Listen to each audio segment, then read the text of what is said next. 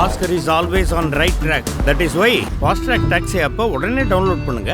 இணைந்திருக்கிறார் சார் வணக்கம் சார்.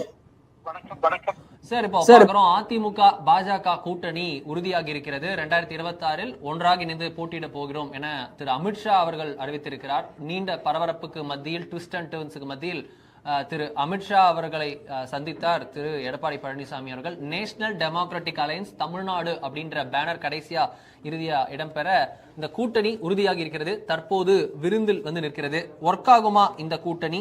அமித்ஷா வியூகம் பலிக்குமா? உங்கள் பார்வை சார். இது ஓரளவு பலன் தரும் நிச்சயமாக. ஏன்னா சென்ற முறையை விட பாஜக தரப்புல சில இறங்கி வந்திருக்கிறது தெரியும். அதே சமயத்தில் எடப்பாடியும் இறங்கி வந்திருக்காரு. ரெண்டு பேருக்கும் உண்டான இந்த முறை கூட்டணியில இருக்கிற சில மாற்றங்களை நம்ம கூர்ந்து கவனிக்கணும். அது அரசியல் நிகழ்வுகளில் சில தாக்கத்தை ஏற்படுத்தும். நம்பர் 1, இந்த முறை இதுவரையில் இல்லாத காமன் மினிமம் ப்ரோக்ராம், குறைந்தபட்ச செயல் திட்டம் அப்படின்னு மக்களவை தேர்தலில் தான் சொல்லுவாங்க. இப்ப மாநில அளவிலான சட்டப்பேரவை தேர்தலுக்கே இவங்க சொல்லியிருக்காங்க.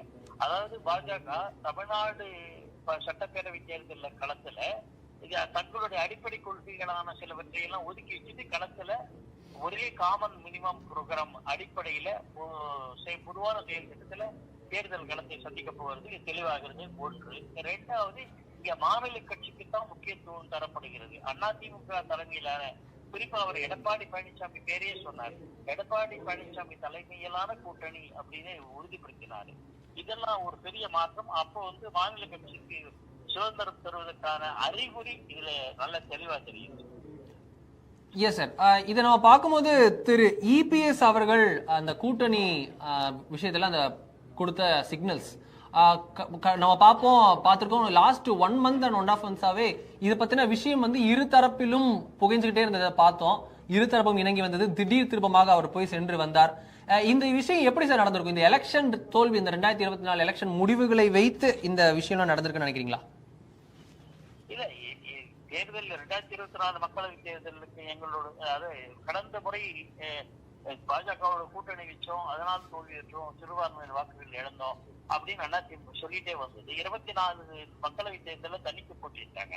ஆனா தனித்து போட்டிட்டாலும் வாக்குகள் பிரிஞ்சுதான் போயிடுச்சு. அது பல இடங்கள்ல பாஜக நல்ல பர்ஃபார்ம் பண்ணியிருக்காங்க. அதிமுக அந்த அளவுக்கு வெற்றி பெறவில்லை. அதுக்கு காரணம் முன்னிலைப்படுத்துறது யாரு அப்படிங்கிறதும் ஒரு காரணம். பாஜக அதிமுக யார முன்னிலைப்படுத்தும்? இப்ப திமுக கூட்டணி தெளிவா அவங்களால சொல்ல முடியுது, மோடி அகற்ற வேண்டும் அப்படிங்கிறது அவங்க முன்னாடிச்சாங்க. இவங்க மோடி தான் பிரதமர் அப்படிங்கிறது முன்னாடிச்சாங்க. இவங்களுக்கு எந்த விதமான ஆதரவோ எதிர்ப்போ எதுவுமே தெரிவிக்க முடியாது. 2 கிட்ட நிலை இருந்ததுனால வாய்ப்பு கிடைக்கல. அது சிறுபான்மையின வாக்குங்கிறது வேற விஷயம், அது ஒரு பக்கம். இப்போ அந்த மாதிரி இல்லாம எடப்பாடியை முன்னிலைப்படுத்தி பாஜகவும் ஓட்டு கேட்கும். பாஜக கூட்டணியில் இடம்பெறுகிற அல்லது தேசிய ஜனநாயக கூட்டணியில் இடம்பெறுகிற மற்ற கட்சிகளும் சொல்லுங்கிறது ஒரு தெளிவான பாதையை கொடுக்கும். அது ஒரு சாதகமா அமையும்னு நான் நினைக்கிறேன். இதுக்கெல்லாம் முக்கியமான காரணம் அண்ணாமலைக்கும் எடப்பாடி பழனிசாமிக்கும் இடையிலான முரண்பாடுகள் இப்போ முற்றுப்புள்ளி வைக்கப்படுகிறது. நைனா நாகேந்திரன் யுனானிமஸா தேர்ந்தெடுக்கப்படுவது, ஒருமனதாக தேர்ந்தெடுக்கப்படுவது அதிமுகவுக்கு ஒரு கம்ஃபர்டபுளான பொசிஷனை தரும் அப்படின்னு நினைக்கிறேன். ஓகே. இந்த இதுல பார்க்கும்போது திமுக கூட்டணி ஒரு பக்கம் வலுவாக இருக்கிறது. இந்த பக்கத்துல அதிமுக பாஜக இப்ப சேர்ந்திருக்காங்க. இது 10 months பிஃபோர், கரெக்டா ஒரு 11 மாசம் முன்னாடி இந்த கூட்டணி அறிவிப்பு வந்திருக்கிறது. இது இப்ப அறிவிச்சது கரெக்டான முடிவு தான் நினைக்கிறீங்களா? ரொம்ப ப்ரீமெச்சூர் நினைப்பீங்களா இல்ல பர்ஃபெக்ட் நினைக்கிறீங்களா? இல்ல, இது சரியான நகர்வுன்னு நினைக்கிறேன். இன்னும் 10 மாதத்துல இன்னும் விடுபட்டு போற மற்ற கட்சிகளே அந்த தேசிய ஜனநாயக கூட்டணியில் இடம்பெறுவதற்கு நல்ல அவகாசம் இருக்கு.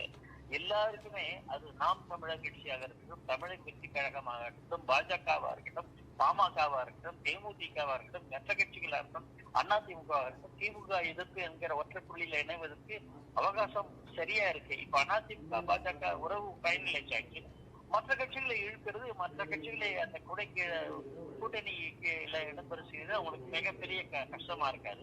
அங்கே இது ஒரு போதிய அவகாசம் உங்களுக்கு இருக்கு. அது அடுத்த கட்ட நகர்வு என்ன பொருட்களுக்கு பார்க்க வேண்டும். Okay. One last question sir.